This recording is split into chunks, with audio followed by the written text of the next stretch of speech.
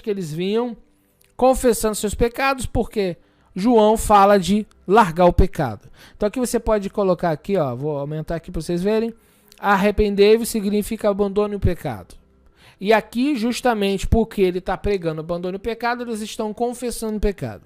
Aí que vem a pergunta, como que um povo que quer andar com Deus não aprende a abandonar o pecado?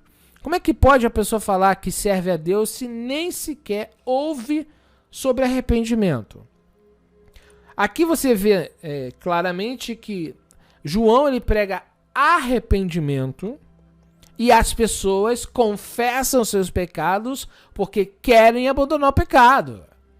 Então você vê que a pregação dele tem um propósito, chamar pecadores ao arrependimento, não simplesmente membrar pessoas. Mas a questão aqui é que João ele está dizendo o seguinte, ó, abandone o pecado, porque o reino de Deus está próximo. Significa que você não vai entrar no reino de Deus, não vai participar desse reinado, vivendo a sua vida em pecado e transgressão. Se você quer fazer parte do reino de Deus, você precisa abandonar o pecado. E como que se abandona o pecado? Tendo ciência que ele existe em você, porque todos pecaram, então todos nós temos pecados que precisam ser abandonados.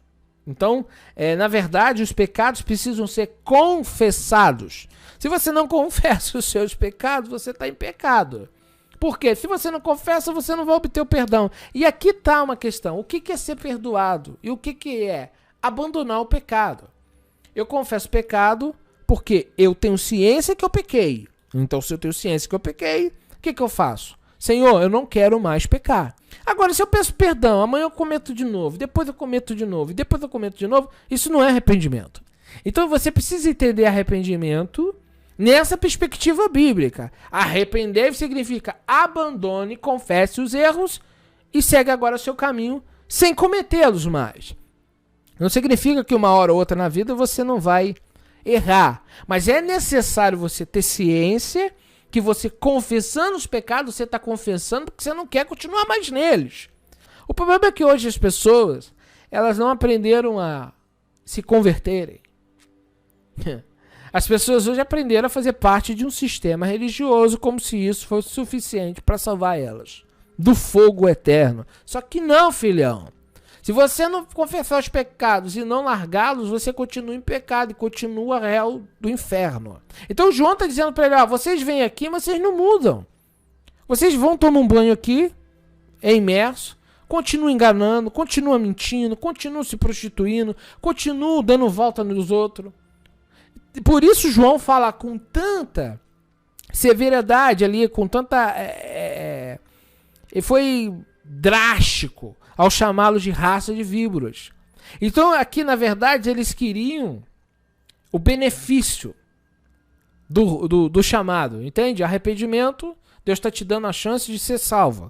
Mas eles não queriam o compromisso desse chamado. Então eles queriam apenas se safar. E aí é como se fosse uma mágica, né? Me tomei um banhozinho, tô tranquilo. Eles queriam tomar um banhozinho nas águas e continuar no pecado e ter aquela falsa impressão de salvação. É isso que acontece com alguns que vão para a religião. Eles acham que indo para a religião, eles vão se safar do inferno. Ah, fui para a religião, me batizei, me membrei e agora tô garantido. Meu filho, se tua vida não mudou, você tá mal. Você tá com o pé indo pro inferno. Você tá de passos largos indo pro fogo eterno. E já tem gente dizendo aí que Deus não condena. Como que um Deus de amor vai condenar pessoas ao lago de fogo? Meu filho, quem criou todas as coisas não foi você, foi Deus. E ele que diz como que vai ser, não é um homem mortal, comedor de arroz e feijão, que vai querer dar regras e ditar regras. Deus é justo e ponto final. Ele determinou, ele criou, ele fez e ponto final. A mensagem de João não tem objetivo agradar aos ouvidos, mas cumpriu o propósito do Eterno. O Eterno chamou ele para uma missão. Então a mensagem dele não é para fazer religião. Ele não está a fim de aglomerar pessoas com mais intenções, com algum tipo de propósito humano, tá? Mas o propósito de João é simplesmente cumprir o chamado de Deus. Pecador é pecador, não importa se é judeu grego, fariseu, saduceu, rei ou imperador. A lei é para todos. Não interessa quem está diante de João. Se é pecador, vai ouvir.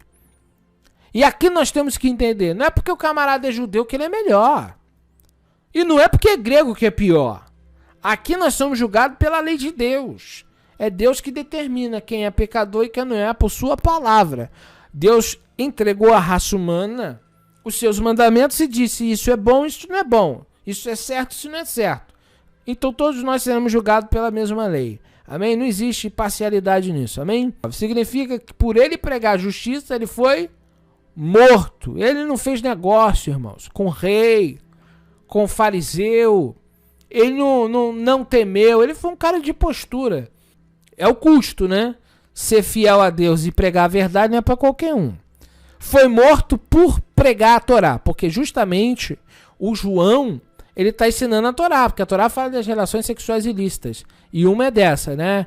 Casar com a mulher do irmão e, nesse caso, é adultério. Aprendemos com a vida de Yohanan, novamente aqui, que viver uma vida de obediência ao Eterno não será fácil. E podemos sofrer muito por isso. João, ele não está preocupado com o bem-estar dele. João, ele não se importa com o cargo. João se importa com o chamado. Tem muita gente brigando por carteira, por banco, por microfone. Mas, de fato, que nós devemos nos preocupar é com o chamado de Deus.